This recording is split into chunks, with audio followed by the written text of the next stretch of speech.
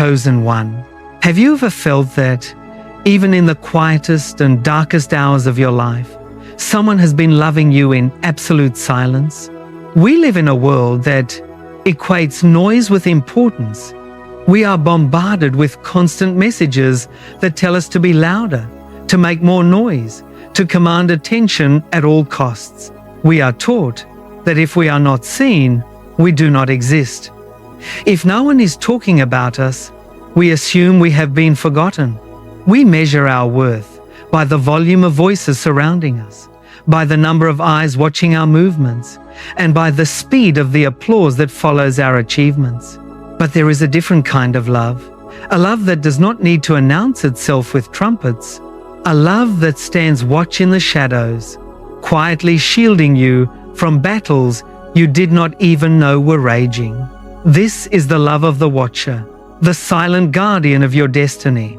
It is a love that does not demand recognition, nor does it seek to be validated by the crowd. It is content to wait, to watch, and to protect. Think about the moments when the isolation felt the heaviest in your soul. It is 3 o'clock in the morning. The rest of the world is asleep, wrapped in their own dreams. But you are not. You are standing on the cold linoleum floor of a quiet kitchen. You are watching the steam rise slowly from a cup of coffee, the hot liquid offering a brief comfort to your cold hands. The only sound in the entire house is the low, monotonous hum of the refrigerator and the occasional creak of the floorboards as the house settles. You look out the window at the empty streets, lit only by the amber glow of the streetlights. The shadows stretch long across the pavement, and a cold question settles in your chest.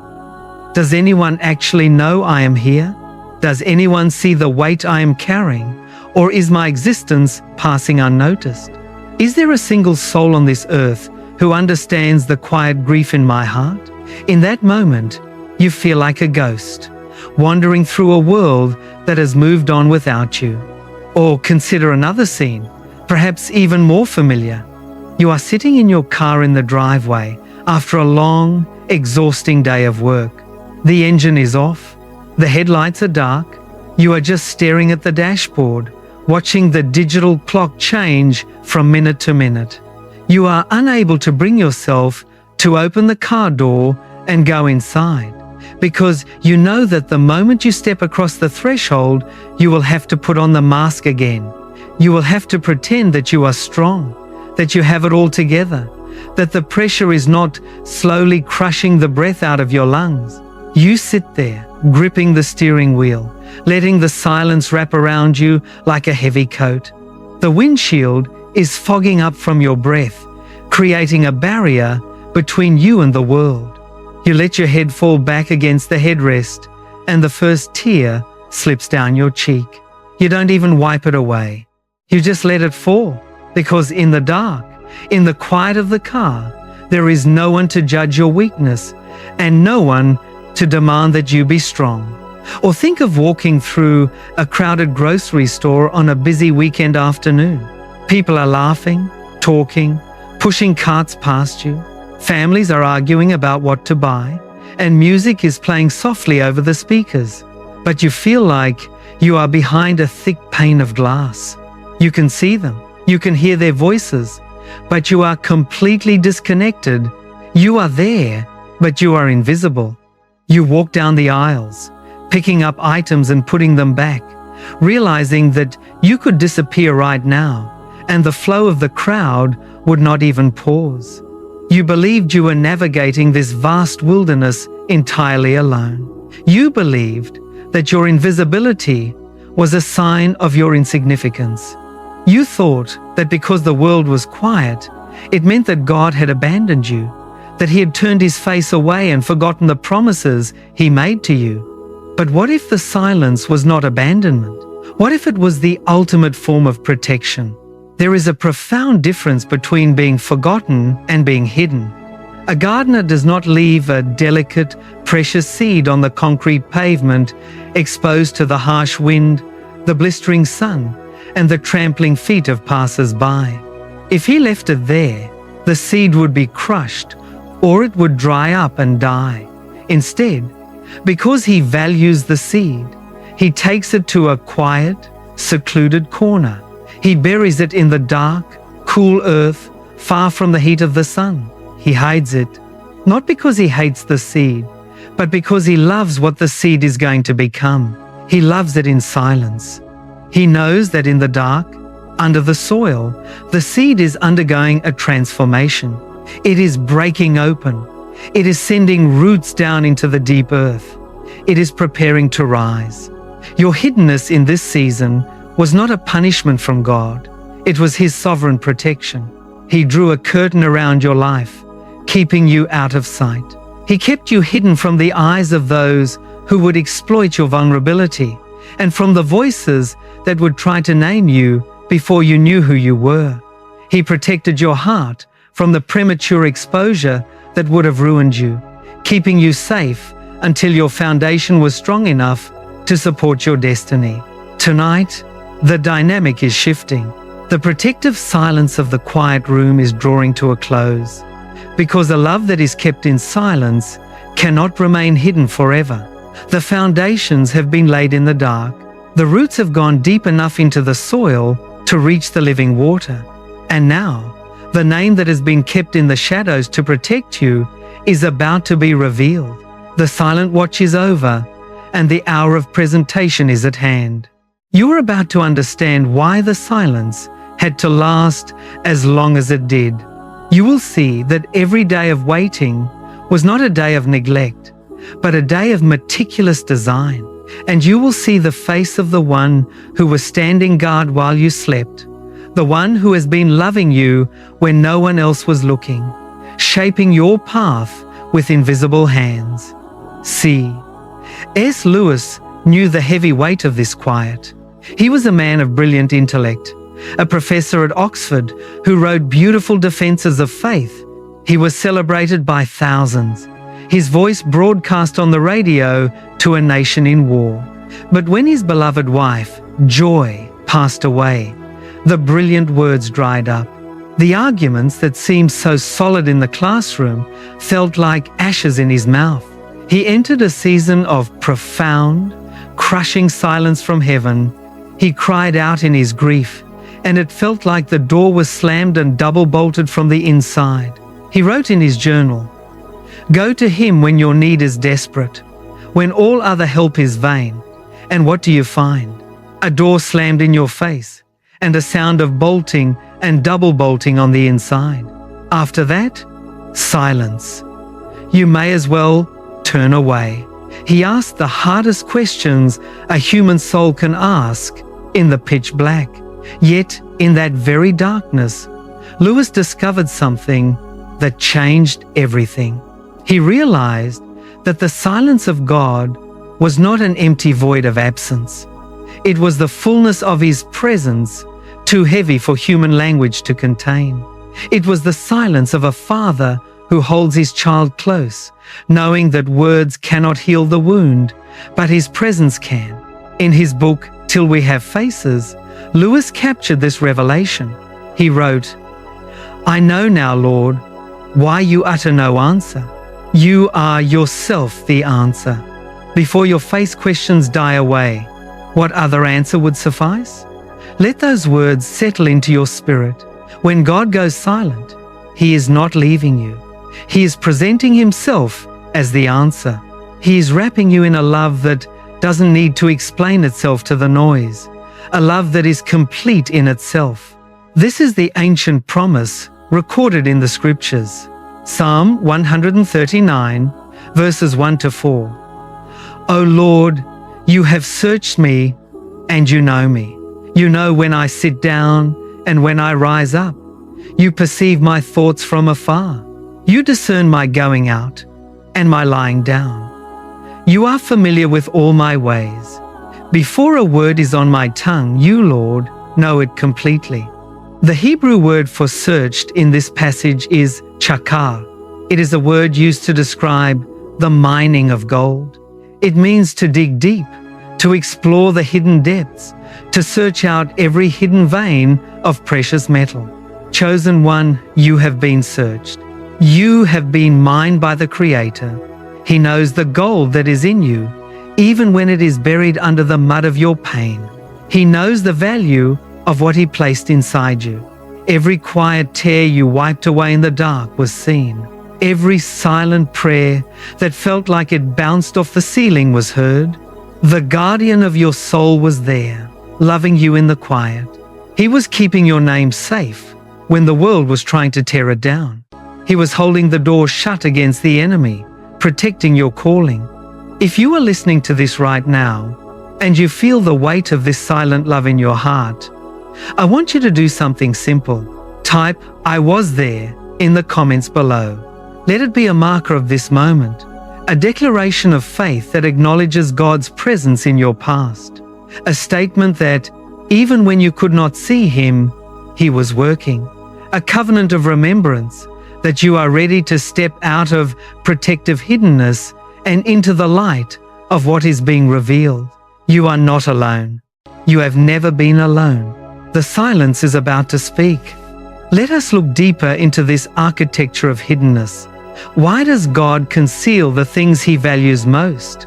If you walk into a jeweler's shop in the center of the city, you will see cheap glass trinkets and costume jewelry displayed in the front windows.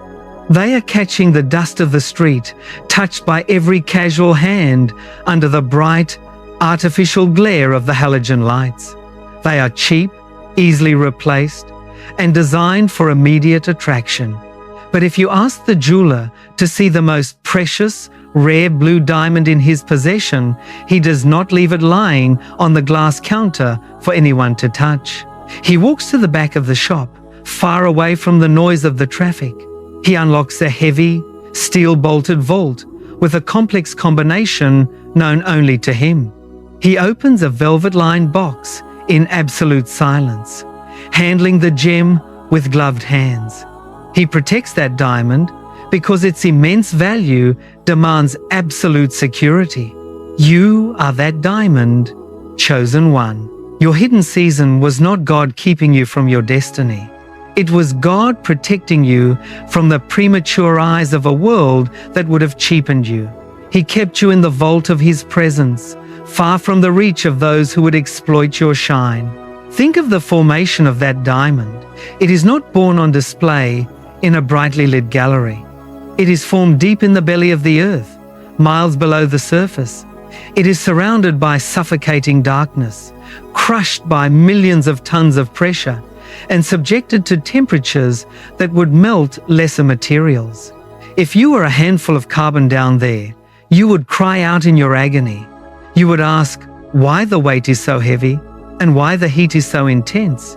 You would ask why there is no light and why the silence is so thick.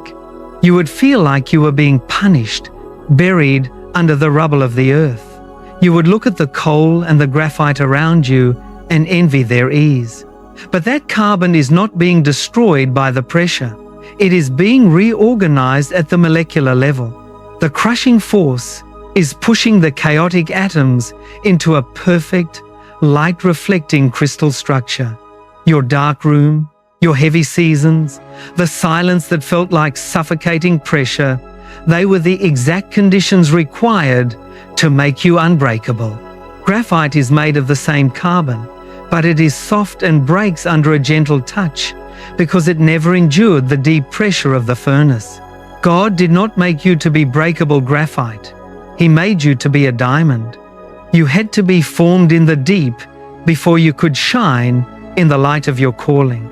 You cannot skip the dark room if you want the capacity of the throne. The size of the pressure is always proportional to the size of the destiny. Consider the seed in the dark, cold winter soil. When a farmer plants wheat in the late autumn, the field becomes empty and silent. The green shoots of summer are gone, and the wind blows across the bare dirt. Soon the winter snow covers the field like a white, freezing shroud. To a traveler passing by, the field looks like a cemetery, dead and abandoned. It looks like nothing is happening, and that the farmer's labor was in vain. If you dug up the seed every morning to check if it was growing, you would expose its tender, developing roots to the frost and it would die instantly. The seed requires the silence of the winter. It requires the cold, dark isolation of the earth to break its hard outer shell. Only in that hidden place can the seed die to its old form and push its roots deep down into the soil to find the permanent water tables. Your life has been in the winter soil, chosen one. You wanted to see green leaves and flowers. But God was busy building your root system. He was making sure you had a foundation that could withstand the storms of the next season. Plants in shallow, sandy soil grow quickly and look impressive for a moment, but the first dry wind of summer causes them to wither and die because they have no depth. You cannot rush a divine process of cultivation. What grows fast, dies fast. But what is built for generations takes time in the dark. The silence of God is not His inactivity. It is His ultimate sovereign labor. The prophet Zephaniah wrote in chapter 3 verse 17, "He will quiet you with His love. He will rejoice over you with singing." Think about that phrase, quiet you with His love. Our minds are often like a stormy sea, filled with lists, panic, and anxiety. We constantly ask when, how, and why, demanding answers from heaven. But true love does not need to constantly shout to prove its presence. A child who is restless, feverish, and afraid is not calmed by loud, logical arguments. The mother simply holds the child close to her chest in absolute silence until the steady, rhythmic beat of her heart quiets the child's racing thoughts. God has been holding you close to His chest in this silent season. He was not answering your questions because He was quieting your fears. He was letting you hear His heartbeat instead of the noise of your anxieties. He was teaching you to find peace in His proximity, not in your understanding. While you were hidden, your roots were going deep into the character of God. You were learning a secret that the loud world will never understand. You were learning to trust God when there was absolutely nothing to see. Anyone can sing praises when the sun is shining and the harvest is full. But the chosen one learns to worship in the dark, empty field of winter. You learned to pray when the sky felt like brass and no answer came. You learned to walk when every single step was taken in the thick fog. This is the training ground of the kings and prophets. Moses spent 40 years on the far side of the desert, tending sheep in silence, before he was entrusted with leading a nation through the Red Sea. In Egypt, Moses was a prince, accustomed to the noise of the palace and the flattery of servants. He relied on his own strength, his education, and his political status. God had to take him to the quiet of Midian to strip away the Egypt in him. The desert was not a delay. It was the school of spiritual authority. Elijah, too, had to learn this lesson at Mount Horeb. He looked for God in the great wind that tore the mountains. But God was not in the wind. He looked for God in the earthquake and the fire. But God was not there. Finally, Elijah heard a still small voice, a thin whisper of silence. When he heard it, he wrapped his face in his mantle because he knew he was in the presence of God. The voice of ultimate authority is found only in the silence. The waiting room of your life is not a waste of time. It is the womb of your future authority. The development that took place in the dark is now complete. You cannot stay in the womb forever, or the very place of protection will become a place of suffocation. What you are feeling right now is not the pressure of burial. It is the pressure of birth. The walls are closing in because it is time to push forward into the light. The silence is breaking. The name that has been kept in the shadows to keep you safe is about to be brought into the open. The door is about to swing wide open on its hinges. The silence is finally ready to speak. Get ready, chosen one. The transition has begun. Let us speak now of the great danger of our modern age, the danger of premature exposure. We live in a culture that worships the visible, the immediate, and the loud. We are told that if we have a gift, we must display it to the public immediately. If we have a fleeting thought, we must post it for the world to see. If we have a half-formed dream, we must build a platform for it before the sun goes down. But there is a spiritual law of growth that cannot be bypassed. What grows too fast in artificial light will never survive the cold wind of reality. Imagine a young green seedling inside a heated, glass-walled greenhouse. It is fed with chemical fertilizers and kept under artificial lights 24 hours a day. It is forced to grow tall and thin in a matter of days, reaching for the artificial warmth. It looks beautiful, green, and highly impressive under the protection of the glass. But the moment the gardener takes it outside and plants it in the hard, real soil of the field, the very first light breeze of autumn snaps its thin stem clean in half. Because it had no fiber, it had no deep strength, it had no root system. The enemy of your soul wants to expose you to the world before you are ready. He wants to pull you out of the dark room before your character has been tested and before your roots have gripped the bedrock of integrity. Because he knows that premature visibility is the easiest way to destroy a divine calling. If he can make you famous before you are faithful, the weight of the spotlight will crush you. C.S. Lewis understood this human tendency to settle for cheap, immediate satisfaction. In his famous sermon, The Weight of Glory, he wrote these profound words: "We are half-hearted creatures, fooling about with drink and sex and ambition, when infinite joy is offered us, like an ignorant child who wants to go on making mud pies in a slum because he cannot imagine what is meant by the offer of a holiday at the sea. We are far too easily pleased. Think of the mud pies of public validation you have been tempted to make in your life. You check your phone every few minutes, waiting for the red notification dot to light up. You look for the nod of approval from people who do not even know their own destiny, hoping their fleeting applause will fill the empty space in your heart.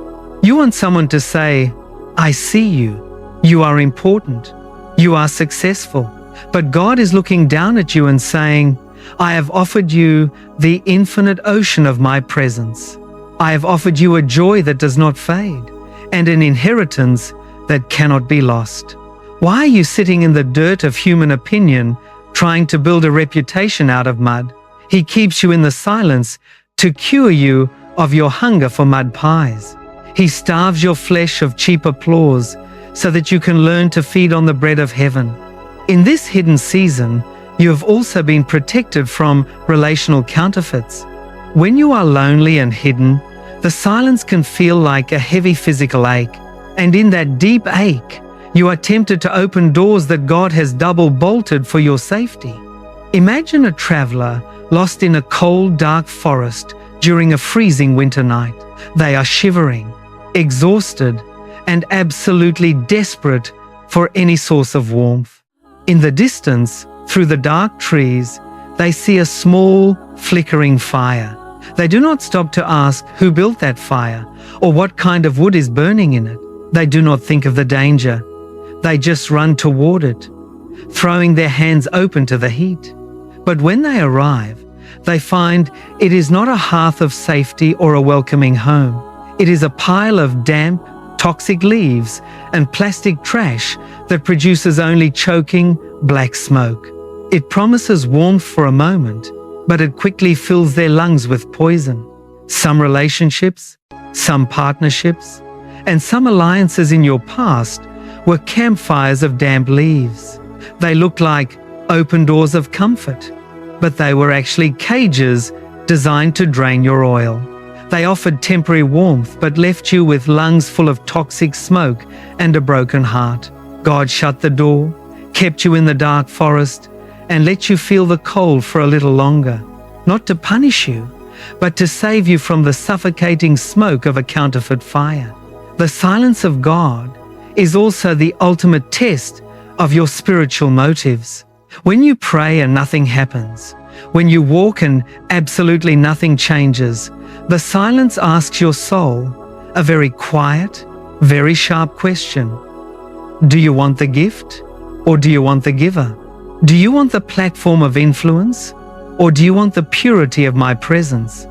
If God gave you the influence, the wealth, and the visibility you are asking for today, would you worship the influence, or would you continue to worship Him in the secret place? When a student sits in an exam hall at the end of the semester, the teacher does not speak. The teacher does not give lectures, answer questions, or offer guidance. The teacher simply walks up and down the aisles, watching the students in silence. The silence of the teacher does not mean they have abandoned the school or the classroom. It does not mean they do not care whether you pass or fail your exam. It simply means it is the hour of the test, and you must write what you have learned. You are being tested in the quiet of this room, chosen one.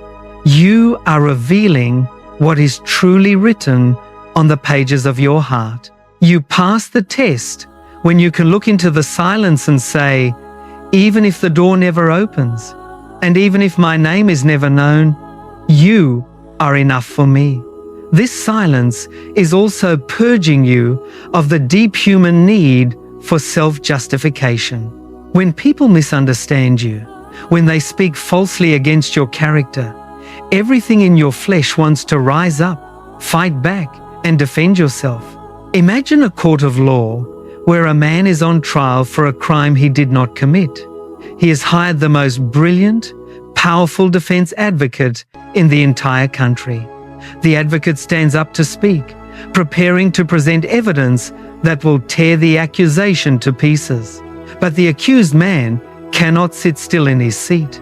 He keeps jumping up, interrupting the judge, and shouting out his own uncoordinated defense. Every single time he speaks, he only weakens the advocate's case and creates confusion. He thinks he is helping, but he is actually sabotaging his own freedom. God is your advocate, chosen one. He has been saying to you in the silence, "Be still and let me speak for you." Every time you chose not to retaliate, and every time you stayed silent in the face of accusation, you stepped out of the way and allowed the advocate to build your defense. Your silence was not weakness. It was the ultimate demonstration of your trust in His justice. Your heart must be fully aligned in the dark before you can be trusted with the light. If you carry the dust of self-promotion into the sanctuary of your calling, you will defile the very thing you were sent to build. A surgeon must sterilize their instruments in a high-heat autoclave machine before surgery. If even a microscopic, invisible speck of dust remains on the scalpel, it could introduce a fatal infection into the patient's open chest. God has had you in the heat of this hidden season to sterilize your motives. He was burning away the pride, the fear of man, and the need to be patted on the back. He was ensuring that your ego was dead so that your calling could live. Then, when He finally hands you the instrument of influence, you will use it to heal the brokenhearted rather than feed your own vanity. The purging is almost complete, chosen one. The alignment is nearly perfect. There is a moment at the end of every long season when the wind begins to shift. It is subtle, almost imperceptible at first. You cannot see the wind itself, but you can see the unmistakable evidence of its turning. Imagine a seasoned, wise sailor standing on the wooden deck of a great merchant ship in the dead of night. For weeks, the ship has been stuck in the doldrums, that region near the equator where there is no wind at all. The sails are hanging limp, dusty, and lifeless against the tall masts. The sea is as flat, calm, and dark as a sheet of polished black obsidian, reflecting the cold stars above. The crew is restless, growing irritable, and beginning to lose all hope of ever moving forward. But suddenly, in the quietest hour before dawn, The old sailor lifts his chin toward the horizon. He feels a tiny, cool drop in temperature on the back of his neck, a brief breath of air. He smells the faint, sharp scent of salt, wet wood, and rain carried from leagues away. A tiny ripple breaks the glass-like surface of the obsidian water, shattering the reflection of the stars. He knows, long before anyone else on the ship has even opened their eyes, that the stagnation is over. You can feel that exact shift in your spirit right now, chosen one. The restlessness, the internal stirring, and the quiet tension you feel are not signs of anxiety. They are signs of a new season, quickening the wind of the Holy Spirit beginning to fill your sails. The doors that have been rusted shut for years are beginning to loosen their hinges. The stage is quietly, meticulously being prepared behind the scenes. At this threshold in your life, you are discovering the immense power of a quiet heart. The modern world believes that the loudest voice carries the most authority and control. We are told to shout, to demand our rights, to advertise our achievements, and to dominate the room. But think of a chaotic room where 50 angry people are screaming and pointing fingers at one another. They are red-faced, sweating, and completely exhausted by the volume of their own noise. None of them are listening. They are only waiting for their turn to shout louder. In the middle of this exhausting chaos, a quiet person walks into the room. They do not raise their voice, they do not participate in the arguments, and they do not demand attention. They simply stand there in the center, carrying a deep, quiet peace that is almost tangible. Their presence is like a still center that draws the chaotic energy out of the room.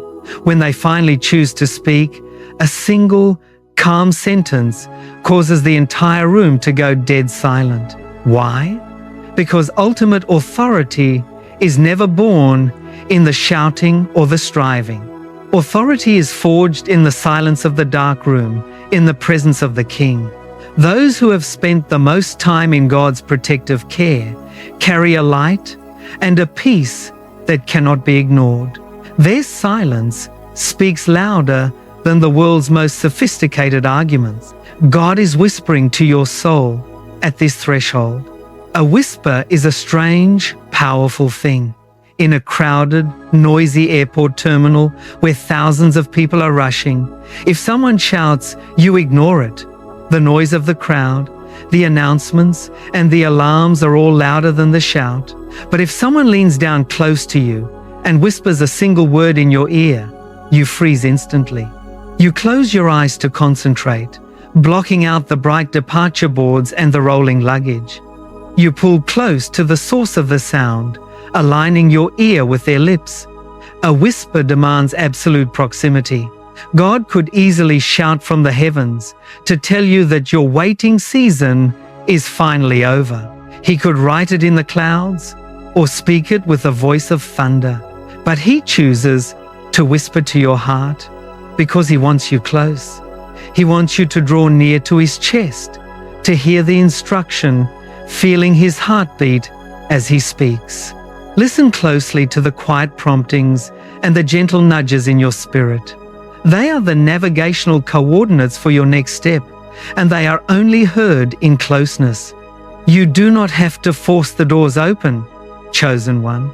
The greatest mistake you can make at this threshold is to start kicking the door in your own strength. If you try to manufacture your own breakthrough, you will have to maintain it with your own sweat. If you force an open door, you will find yourself in a room you were never equipped to manage. Imagine a key turning in a lock that has been frozen shut by rust and neglect for decades. You did not grease the gears of this opportunity, and you did not bring a hammer to break the brass lock. The master of the house simply walked up to the door with the custom gold key. He inserted it smoothly into the keyhole and turned it without the slightest effort. God is aligning the hearts of the people who will welcome you and support your calling. He is preparing the minds of those who need the specific oil you carry in your vessel.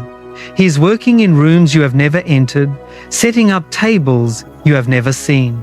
He is speaking to people you have never met, instructing them to help you when you arrive. Your job is not to build the bridge over the chasm of your limitations. Your job is simply to walk across it with faith when He reveals it. The hidden season of your life was never about your performance or your utility. It was entirely about your relationship with the giver of the gift. As C.S. Lewis beautifully wrote in his book, The Four Loves, to love at all is to be vulnerable.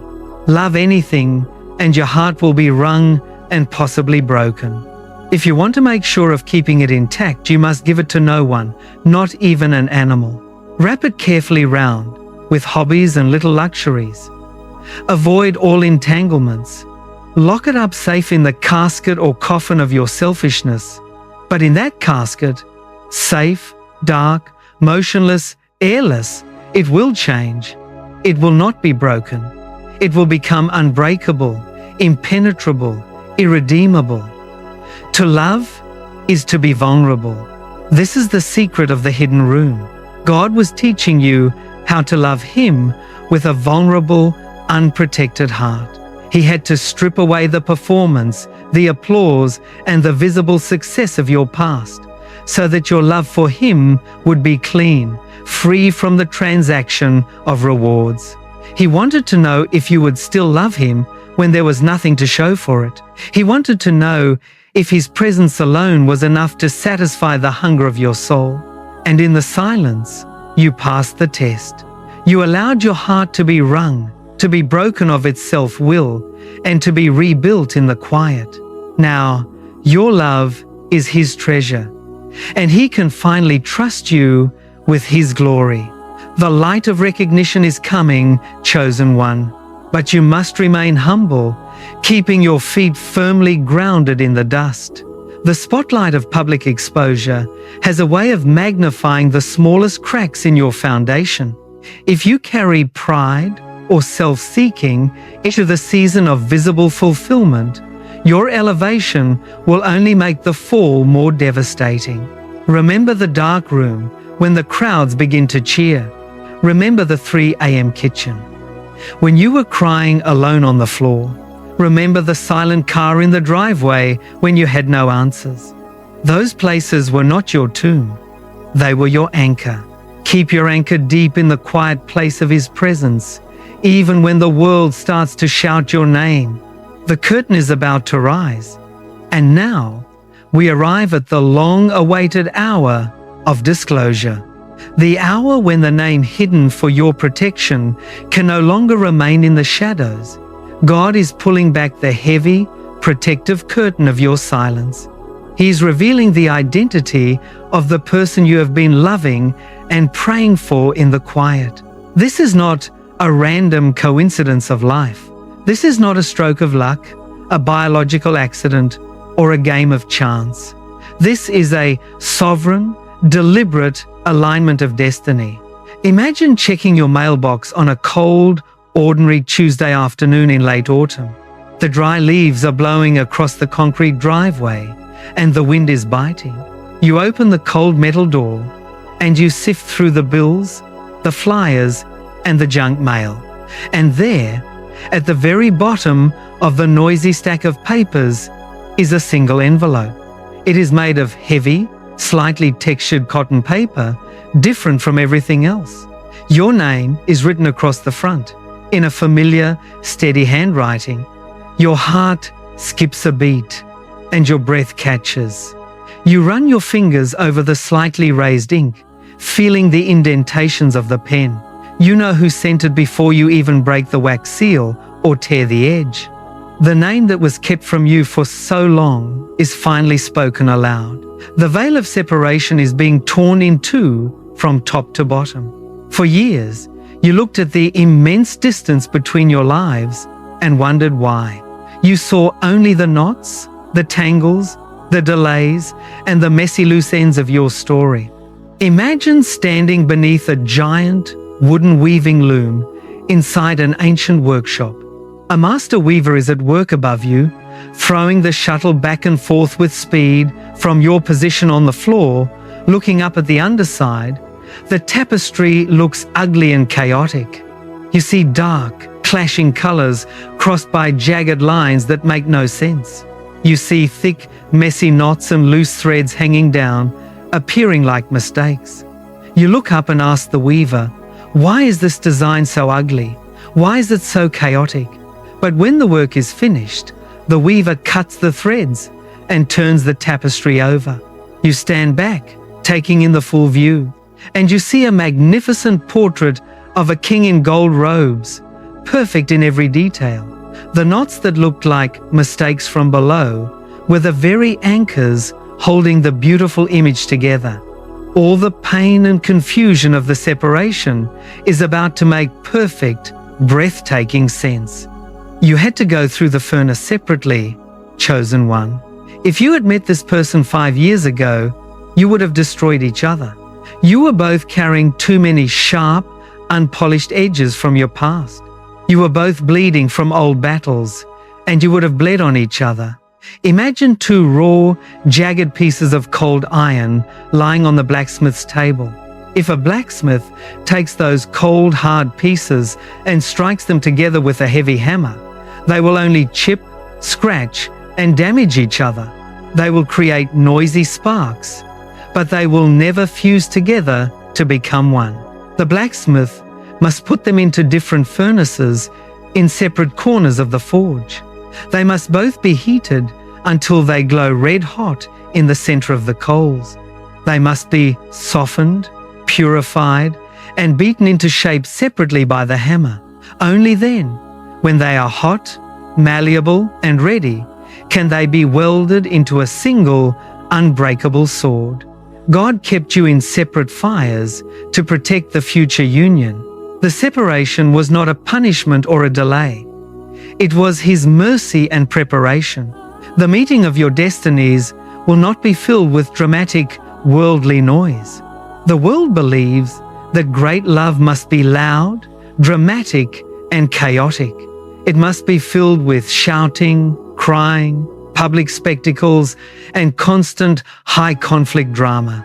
But God's restoration is quiet, deep, and peaceful.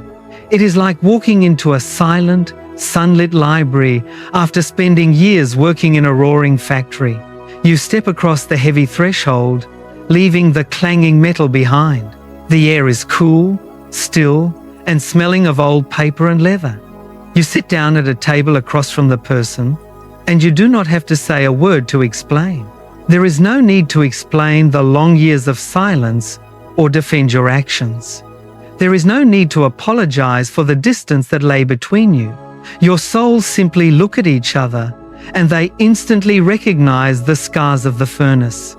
You are met with a peace that surpasses all human understanding, settling the noise of your past. You are finally home, and you can rest. It is in this moment of reunion that you will understand the mystery of the timing, as C.S. Lewis famously observed in his writings. Isn't it funny how, day by day, nothing changes? But when you look back, everything is different. Think of the heavy monotony of your hidden season. You sat in the same chair every morning, praying the exact same prayers. You woke up in the same quiet house, looking at the same empty walls. You went to sleep with the same heavy, unanswered question in your heart. Day after day, it felt as though the needle of your life was stuck in a repetitive groove. You thought nothing was happening and that you were wasting your years. You thought God was sleeping or that He had forgotten His promises to you. But today, you stand at the summit and look back over your shoulder, and you realize that while you were waiting, the entire landscape was shifting beneath you. The mountains of obstacles have moved out of the way. The valleys of depression have been filled with His grace. You are standing in a completely new country, and you did not even see the journey happen. But this union is not given to you for comfort and ease alone. Two travelers do not join their paths at the crossroads just to sit down and rest. They join because the road ahead of them is steep, long, and challenging. They join because the mountain is high, and they need to carry each other's burden when they grow weary. The enemy knows the immense power of this divine alignment. He knows that when your two names are brought together in the light of God's purpose, his kingdom of darkness will suffer a devastating, permanent blow.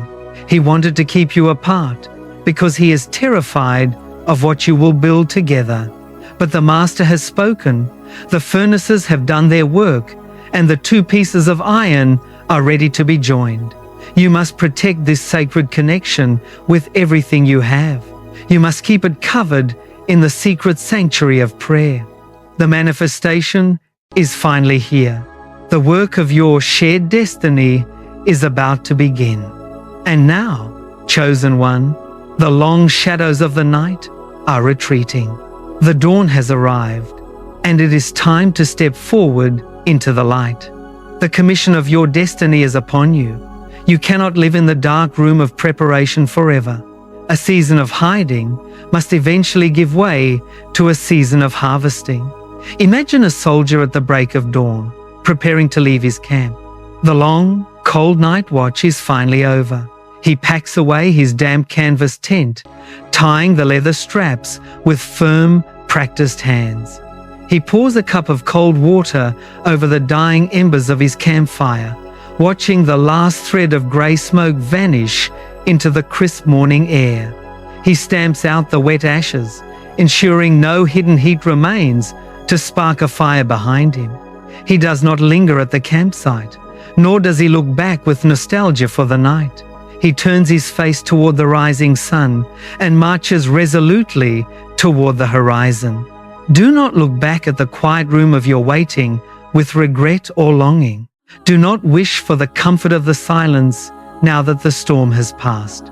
The field is ripe, the sun is up, and the Master is sending you out to work. But as you step into the bright light of this new season, you must wear a strange kind of armor. The world will tell you to put on the heavy iron plate of hardness and cynicism. It will tell you to build high walls around your emotions, to become cold, and to never let anyone see your vulnerability or your tears again. But the armor of God's chosen ones is the armor of courageous vulnerability. Imagine a knight preparing for a great historic battle.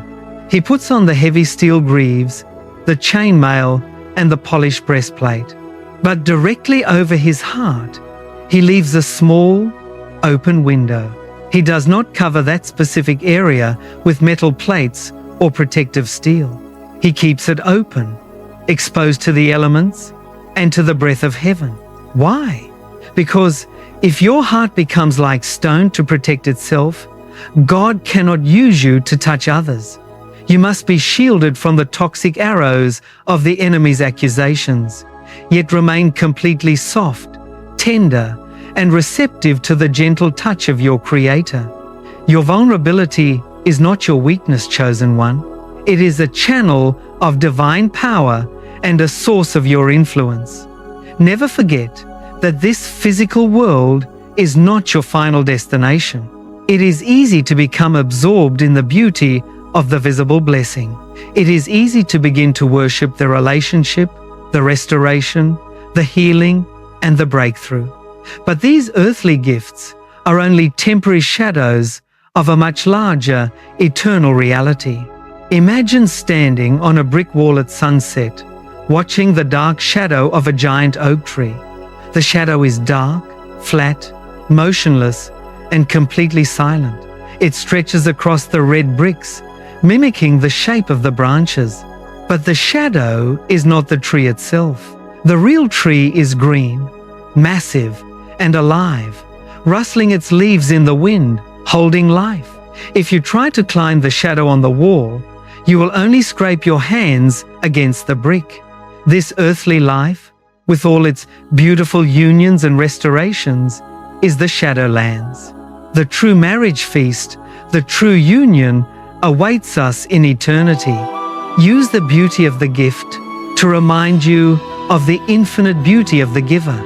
The old season of isolation had to die so that the new season of life could be born. There is no resurrection without first going to the grave. As C.S. Lewis wrote in his final work, Letters to Malcolm, nothing that has not died will be resurrected. Think of the things that died in you during the years of waiting. Your pride had to die a painful death. Your need to control your own timing had to die. Your plans for a comfortable, small, safe life had to be buried deep in the dirt. You wept bitter tears over those deaths, feeling you were losing everything. You thought God was taking away your future and leaving you empty-handed. But He was only clearing the ground of your heart, removing the weeds. A seed cannot become a golden field of wheat unless it first falls into the dark soil and dies. The burial of your plans was absolutely necessary. The silence was not your tomb. It was the womb of your spiritual resurrection. And what is rising in you now is born of God, and it will never die again. Let us seal this transition in prayer. If you are ready to step out of the shadows and into the season of visible fulfillment, say these words in the quiet of your heart. Lord, I surrender my waiting to you. I lay down the mud pies of my own validation. I step away from the campfires of damp leaves. Thank you for holding me in the protection of your silence. Thank you for protecting my heart when I wanted to ruin it. I receive the name you have revealed. I receive the alignment you have coordinated. Keep me humble in the light. Keep me soft under the armor. Let my life point to your glory and nothing else. Amen. The benediction is now spoken over your life, chosen one. The quiet season is finished. The silence is broken. The name that was hidden is finally brought into the light of day. Go forth in the strength of the silence you have kept. Walk in the authority of the tests you have passed in the dark. The wilderness is behind you. The promise is before you. You are loved, you are chosen, and you are hidden no more. Go in peace.